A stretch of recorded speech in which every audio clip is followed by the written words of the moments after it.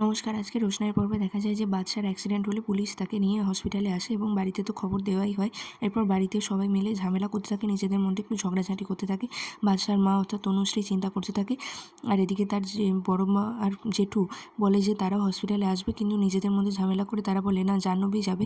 কিন্তু জাহ্নবীকে বাদশার জেঠু বলে যে তুমি কী করবে, কিন্তু জাহ্নবী বলে কেন তুমি গিয়ে কী করবে, না টাকা দিতে পারবে, না কিছু করে চিকিৎসা করতে পারবে, না ডাক্তারদের সাথে ভালো করে কথা বলতে পারবে।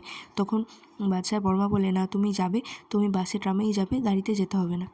এদিকে রোশনাই আরেকবার হল্টে বাসটা দাঁড়ালে তা সে ওয়াশরুম যাবার নাম করে রাজেশের থেকে একটু দূরে যায় এবং সে ভাবতে থাকে কী করে সেখান থেকে পালাবে। তারপর ছুটে সেখান থেকে বেরিয়ে চলে আসে এবং একটা লোকাল বাস দেখতে পেলে তাতে কোনো রকমে উঠে পড়ে। এদিকে ছোটু পৌঁছয় হসপিটালে এবং সে পুলিশের সাথে তার দেখা হয়। সে বারবার জিজ্ঞাসা করে সে বেঁচে আছে, তো পুলিশ বলে আমরা কী করে জানবো, তবে আসার সময় শ্বাস পড়ছিল।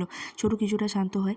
এদিকে জাহ্নবী গরিমাকে ফোন করে এবং এই বাচ্চার অ্যাক্সিডেন্টের খবরটা পুরোটা জানায়। শুনে গরিমা ভীষণ কাঁদতে থাকে এবং তারা সবাই মিলেই রোশনাইকে দোষ দিতে থাকে যে ওই মেয়েটার জন্যই এরকম কাণ্ড হলো। এরপর হসপিটালে ডাক্তার জিজ্ঞাসা করেন বাড়ির লোক কে আছেন তার, তখন ছোটকা বলেন যে আমি ওর কাকা, ওর কিছু হয়নি তো। আগামী পর্বে দেখা যায় রোশনাই যে বাসে করে আসছিল সেই বাসটার সামনে একটা গাড়ি করে নিয়ে এসে দাঁড় করিয়ে দেয় রাজেশ।